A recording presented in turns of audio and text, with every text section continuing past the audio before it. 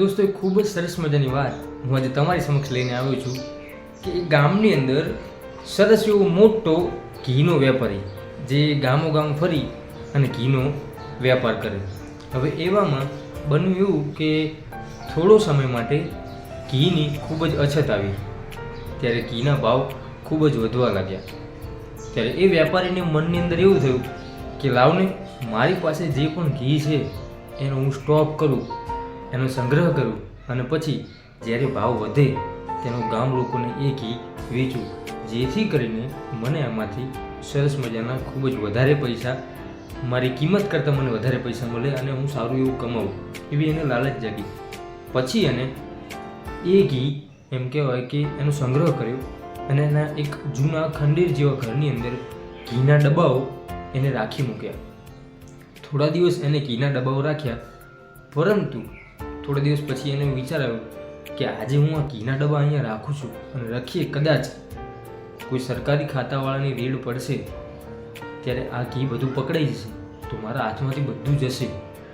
તો લાવને હું આ ઘી મારા ખેતરની અંદર છુપાવી દઉં. એને એવું મનની અંદર વિચાર આવ્યો. પછી એને એના સાથીદારને કહ્યું કે આ બધા ઘીના ડબ્બા આપણા ખેતરની અંદર લીમડા નીચે એવી જગ્યાએ તમે છુપાવો, આ બધું ઘી એવી રીતે તમે છુપાવો કે ક્યારેય કોઈને મળે નહીં, આપણને જ મળવું જોઈએ, એવી રીતે તમે આ ઘી બધું છુપાવી દો.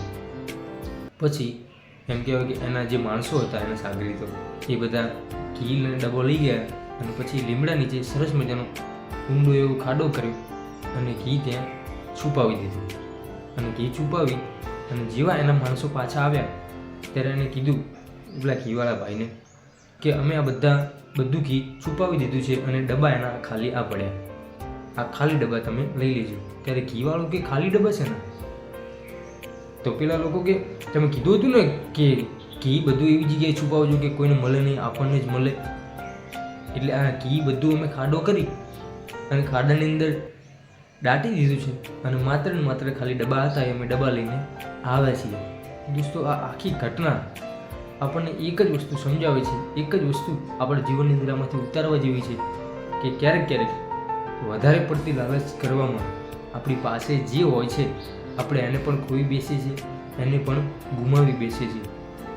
માટે ક્યારેય કોઈ પણ ધંધાદારી ક્ષેત્રમાં કે કોઈ પણ જગ્યાએ વધારે લાલચ રાખવી નહીં, પરંતુ એમાંથી જે ભગવાન આપે, જે કુદરતની ઈચ્છા હોય આપણે કમાઈ અને આપણું જીવન ગુજરાન કરવું.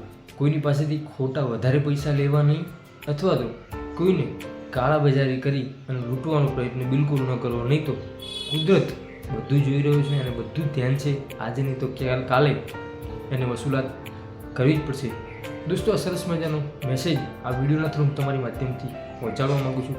દોસ્તો જો આ વાત તમને સારી લાગી હોય તો વિડીયોને લાઇક કરજો, ચેનલ પર ન હોય તો ચેનલને સબસ્ક્રાઈબ કરી આવા જ બીજા અવનવા વિડીયો જોવા માટે આપણી ચેનલ હું અને મારી વાતોને સબસ્ક્રાઈબ જરૂરથી કરજો. દોસ્તો મળીશું ફરીથી એક નવા જ વિડીયો સાથે. ત્યાં સુધી દરેક દોસ્તો, દરેક મિત્રને મારા જય શ્રી